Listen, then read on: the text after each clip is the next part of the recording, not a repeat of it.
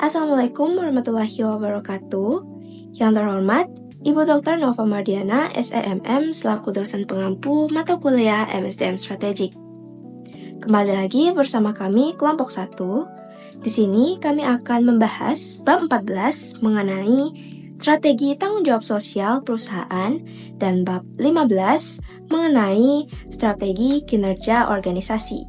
Sebelum mulai pada pembahasan bab 14 dan bab 15, berikut adalah anggota dari kelompok 1.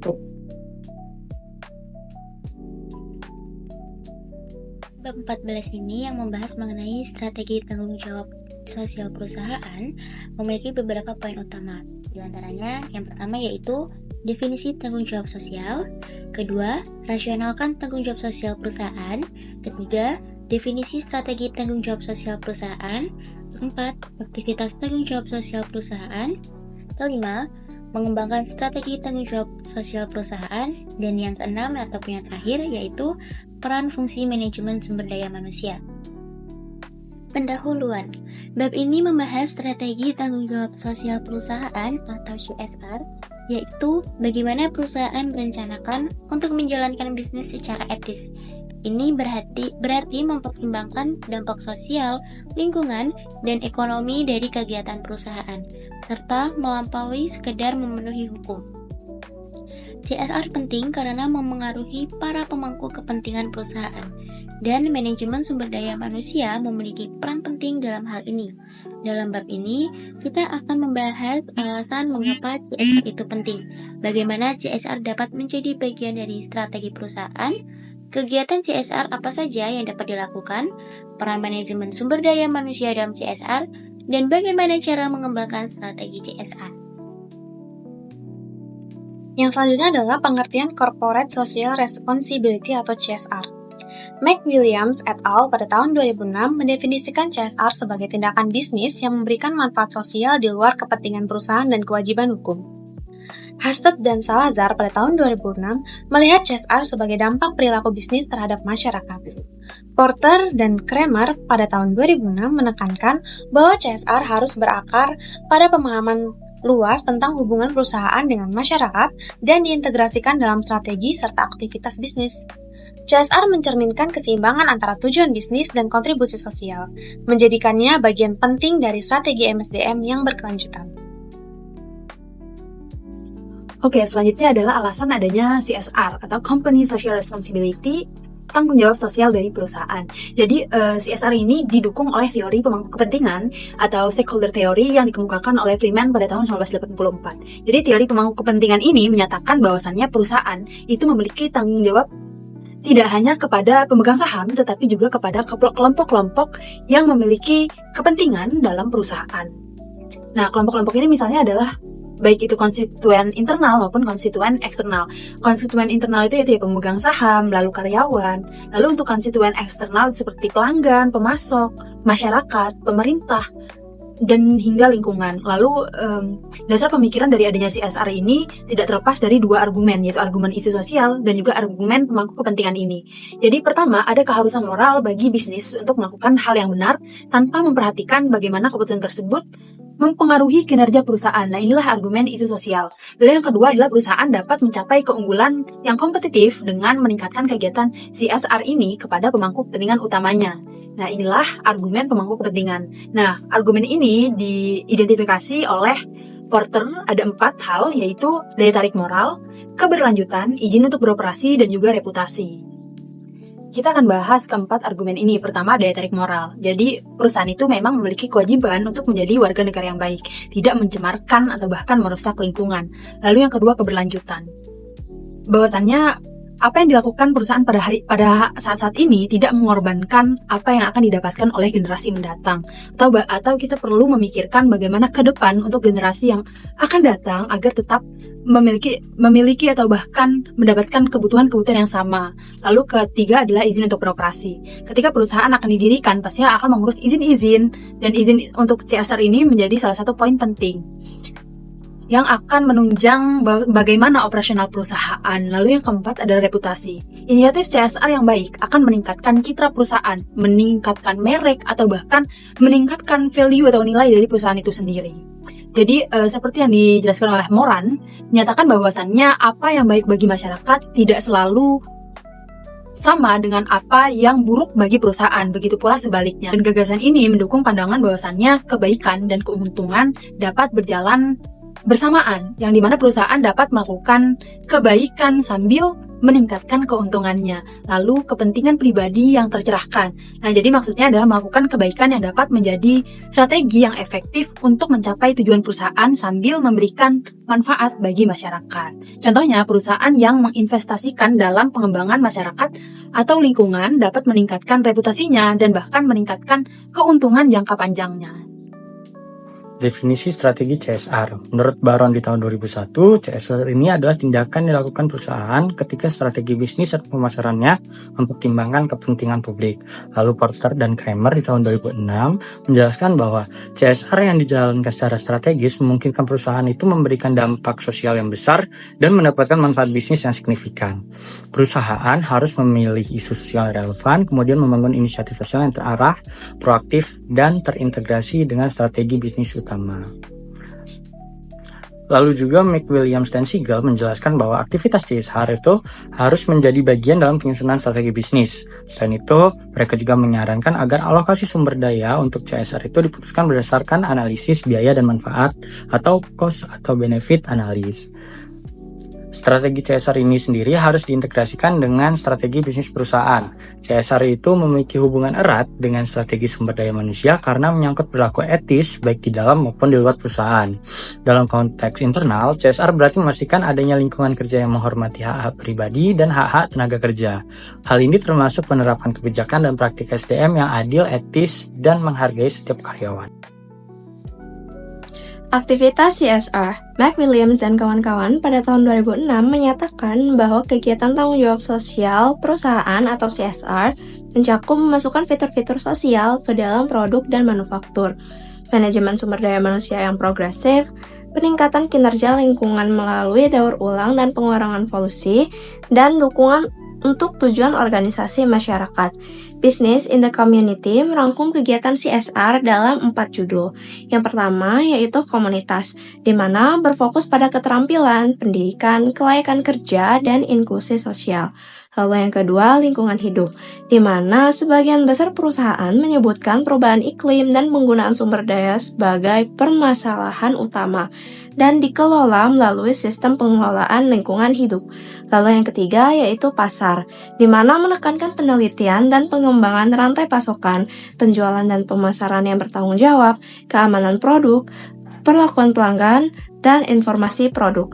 Lalu yang terakhir yaitu tempat kerja, di mana hal ini merupakan area manajemen terkuat dengan kerangka kerja yang mapan, peran karyawan dalam praktik yang bertanggung jawab, komunikasi internal, pelatihan, kesehatan, kesejahteraan, dan keberagaman. Di slide ini dijelaskan tentang dasar pengembangan strategi CSR atau Corporate Social Responsibility. Pertama, memahami masyarakat, artinya perusahaan perlu tahu kondisi sosial, budaya, dan kebutuhan masyarakat sekitar. Kedua, membangun kapasitas, maksudnya CSR bukan cuma bantuan sesaat, tetapi juga mendukung masyarakat untuk berkembang, misalnya lewat pelatihan atau pemberdayaan. Ketiga, mempertanyakan bisnis seperti biasa. Jadi perusahaan mulai berpikir kritis, apakah cara bisnis yang selama ini dilakukan itu sudah berdampak positif atau belum. Dan keempat, hubungan pemangku kepentingan, di mana perusahaan harus menjalin komunikasi dan hubungan baik dengan semua pihak yang terlibat, seperti pemerintah, komunitas lokal, dan karyawan. Kelima, pandangan strategis, artinya CSR harus jadi bagian dari strategi jangka panjang, bukan cuma formalitas. Dan yang terakhir, memanfaatkan keberagaman, jadi perusahaan harus bisa menghargai dan memanfaatkan keragaman budaya, latar belakang, dan perspektif untuk menciptakan inovasi dalam CSR. Selanjutnya adalah cara menerapkan strategi CSR. Yang pertama, kita perlu memahami lingkungan bisnis dan sosial tempat perusahaan berada, agar program CSR ini bisa sesuai dengan kebutuhan masyarakat sekitar. Yang kedua, CSR harus disesuaikan dengan strategi bisnis dan SDM agar selaras dengan tujuan perusahaan.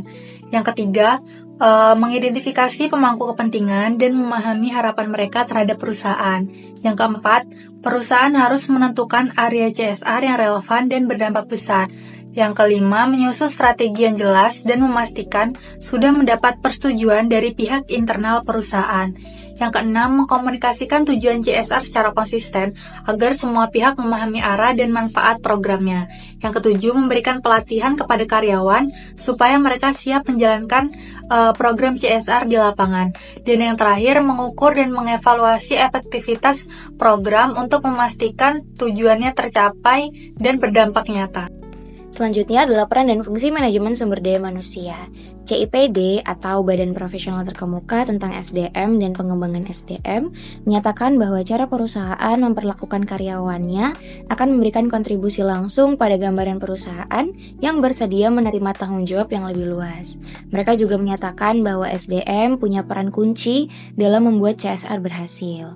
CSR sendiri merupakan peluang bagi fungsi manajemen SDM atau people management untuk menunjukkan fokus strategis dan bertindak sebagai mitra bisnis.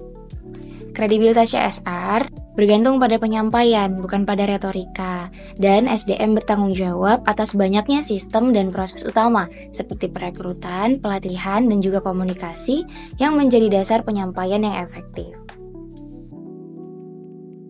Kesimpulan, strategi tanggung jawab sosial perusahaan CSR bertujuan memastikan bisnis dijalankan secara etis dengan memperhatikan dampak sosial, lingkungan, dan ekonomi. Berdasarkan teori pemangku kepentingan Freeman, tahun 1984, CSR melibatkan kepentingan banyak pihak, bukan hanya pemegang saham.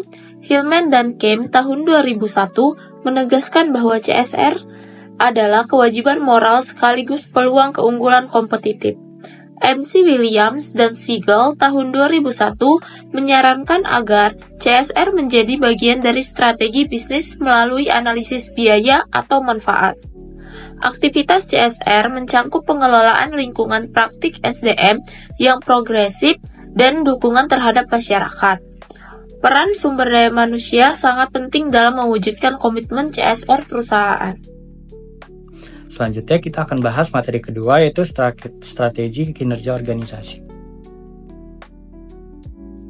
Adapun tujuan pembelajaran pada bab ini yaitu yang pertama, proses pengelolaan kinerja. Yang kedua, pendekatan strategis untuk mengelola kinerja organisasi. Ketiga, pengembangan kapasitas organisasi. Keempat, mengembangkan budaya kinerja tinggi. Dan yang terakhir yaitu yang kelima, bagaimana strategi manajemen kinerja mendukung strategi kinerja bisnis. Strategi kinerja organisasi. Manajemen puncak bertugas merencanakan, mengorganisasi, memantau, dan mengendalikan berbagai aktivitas, serta memberikan kepemimpinan yang efektif untuk mencapai tujuan strategis dan memenuhi kebutuhan para pemangku kepentingan atau stakeholders. Jadi mereka itu bertanggung jawab untuk merumuskan dan menerapkan strategi perusahaan guna meningkatkan kinerja organisasi.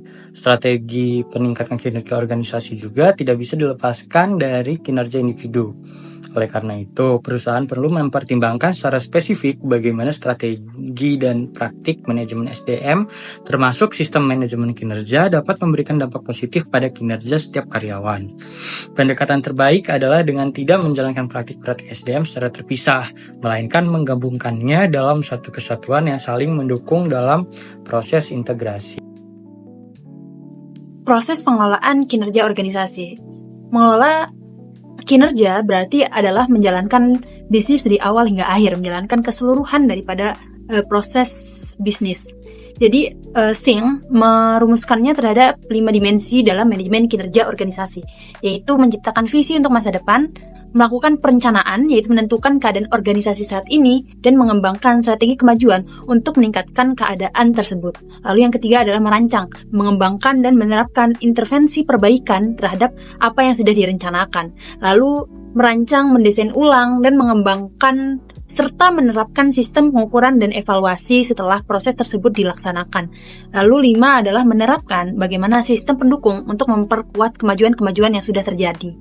Nah, bagaimana kinerja organisasi tersebut dapat dikelola? Manajemen kinerja organisasi berfokus pada strategi dan sistem yang digunakan untuk meningkatkan efektivitas dari bisnis yang dilakukan, yang bertujuan untuk mengembangkan bagaimana kapabilitas organisasi dengan berbagai metode.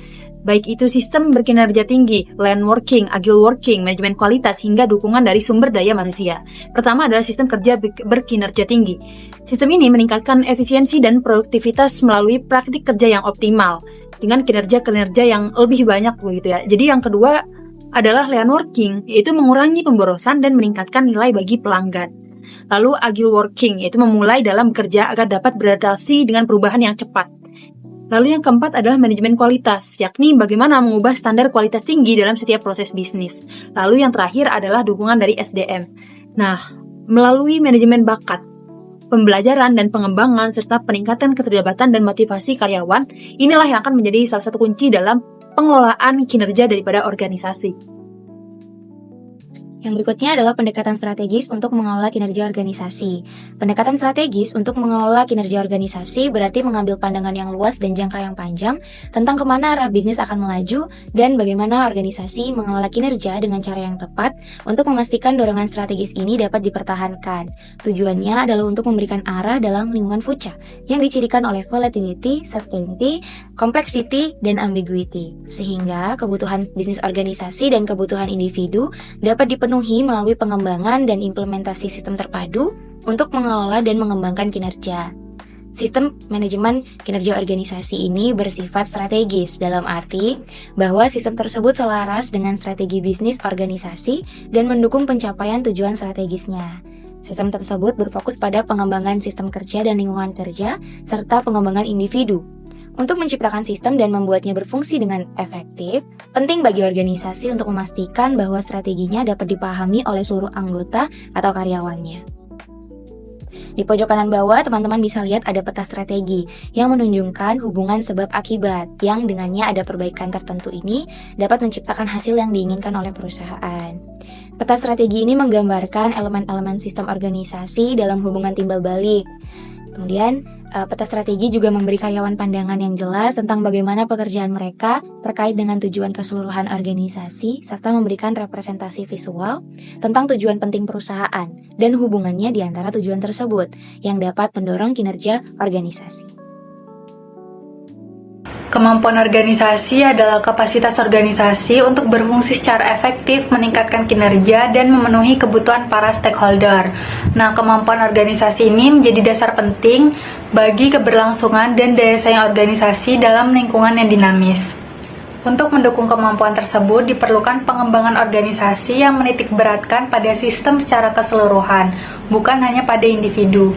Seperti yang disampaikan oleh Cons dan Jenkins 2002, pendekatan ini membantu organisasi dalam meningkatkan strategi, layanan, dan pengelolaan perubahan. Strategi kinerja organisasi juga harus disesuaikan. Pendekatan tradisional yang hanya mengandalkan kontrol dan perintah dinilai kurang efektif. Menurut Flaherty 1999 menekankan bahwa inklusi, partisipasi, dan pemberdayaan karyawan merupakan elemen penting dalam menghadapi inovasi dan perubahan di era modern ini. Mengembangkan budaya kinerja tinggi. Budaya kinerja tinggi adalah lingkungan di mana peningkatan kinerja menjadi kebiasaan. Karakteristik utama budaya ini meliputi: yang pertama, manajemen menetapkan tujuan yang jelas, memantau kinerja dan memastikan pencapaiannya. Lalu yang kedua, karyawan memahami harapan, tanggung jawab, dan tujuan mereka. Yang ketiga, pekerjaan sesuai dengan keterampilan karyawan, sehingga mereka merasa pekerjaannya bermakna. Yang keempat, kepemimpinan kuat dari atas mendorong budaya perbaikan berkelanjutan. Yang kelima, sikap positif dipromosikan untuk menciptakan tenaga kerja yang terlibat dan termotivasi.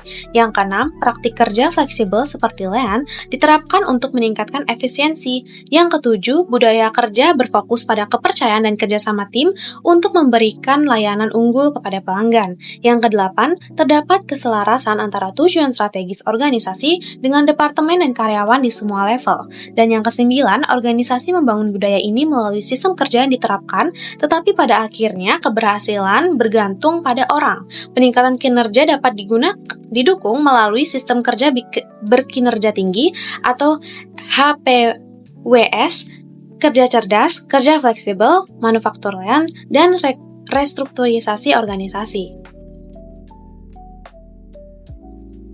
Sistem kerja berkinerja tinggi atau HPWS Menurut Dundan dan Rafferty pada tahun 2018, HPWS adalah sistem yang menggabungkan praktik inovatif SDM dan proses kerja yang saling mendukung untuk meningkatkan kinerja individu dan organisasi. Sistem ini bertujuan menciptakan tenaga kerja yang lebih produktif dan berdaya saing tinggi.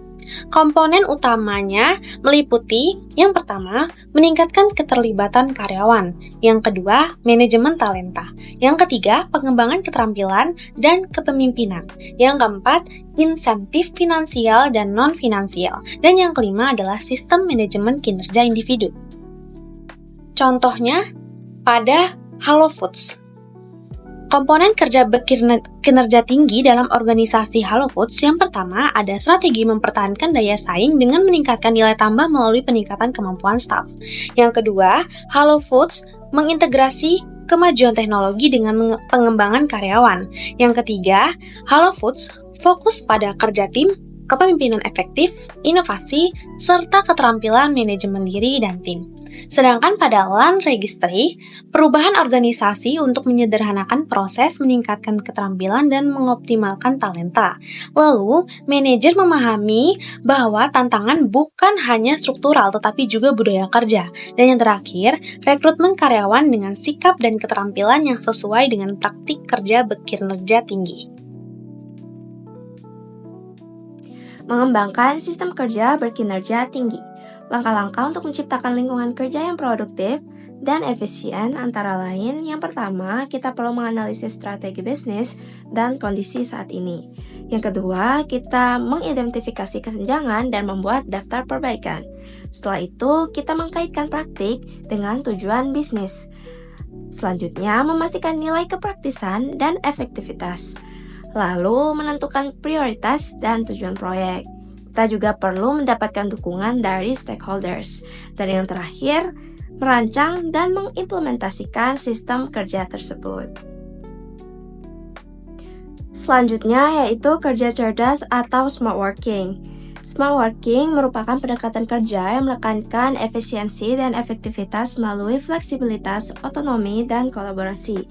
Ciri-cirinya meliputi kemandirian tinggi dan pemberdayaan individu atau self-management, kolaborasi melalui tim virtual, berorientasi hasil bukan proses, fleksibilitas tempat dan waktu kerja, pemanfaatan teknologi komunikasi modern, hot desking dan kerja dari rumah, tingkat kepercayaan tinggi antar pekerja, dan yang terakhir, selaras dengan tujuan bisnis.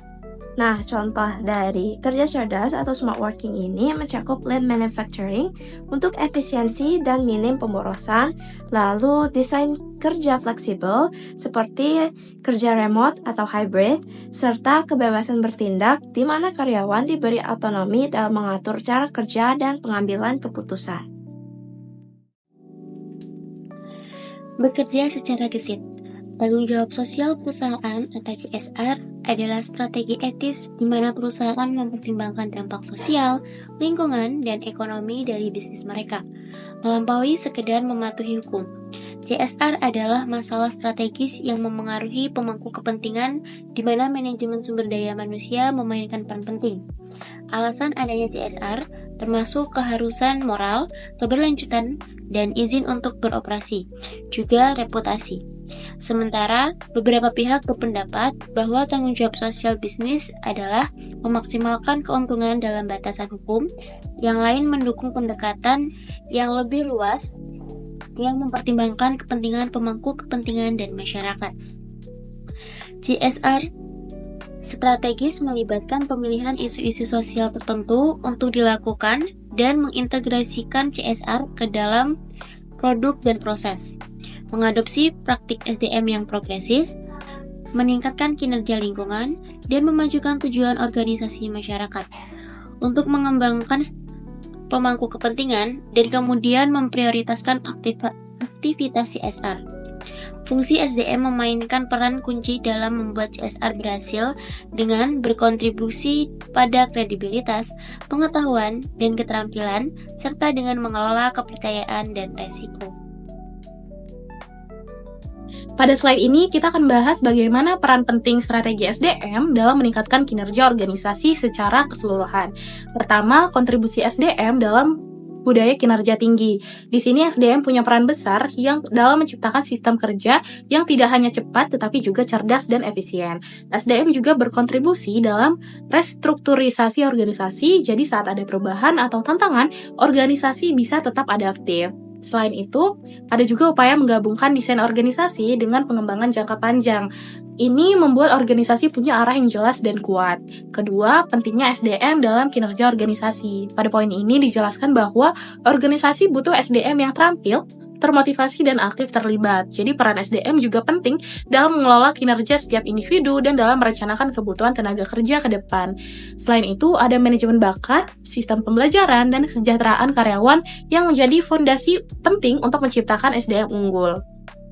Dan yang terakhir, tujuan utama dari strategi SDM ini yaitu meningkatkan kinerja organisasi melalui pengelolaan SDM secara strategis. Selain itu, perusahaan juga menciptakan lingkungan kerja yang kolaboratif dan adaptif, jadi karyawan bisa bekerja sama dengan efektif meski kondisi berubah-ubah. Dan terakhir, semua ini bertujuan untuk meningkatkan efektivitas organisasi dalam mencapai target atau tujuannya. Kesimpulan, manajemen kinerja organisasi adalah tanggung jawab berkelanjutan manajemen puncak dengan dukungan strategis dan sumber daya manusia dalam perumusan dan implementasi strategi. Pendekatan strategis dalam pengelolaan kinerja memerlukan visi jangka panjang dan fokus pada pencapaian area aktivitas utama. Peningkatan kemampuan organisasi dilakukan melalui pengembangan kinerja karyawan, perbaikan proses, dan pengelolaan perubahan. Budaya kinerja tinggi menjadi kunci yang dapat dicapai melalui sistem kerja efektif dan responsif terhadap tantangan. Strategi sumber daya manusia berperan penting dalam membangun budaya kerja berkinerja tinggi, cerdas, dan tangkas. Itulah tadi presentasi dari hasil diskusi kami mengenai bab 14 dan 15. Kami berharap semoga apa yang telah kami sampaikan dapat memberikan manfaat bagi kita semua. Dan untuk sesi selanjutnya yaitu sesi tanya jawab. Kepada teman-teman yang ingin bertanya, dipersilakan. Terima kasih.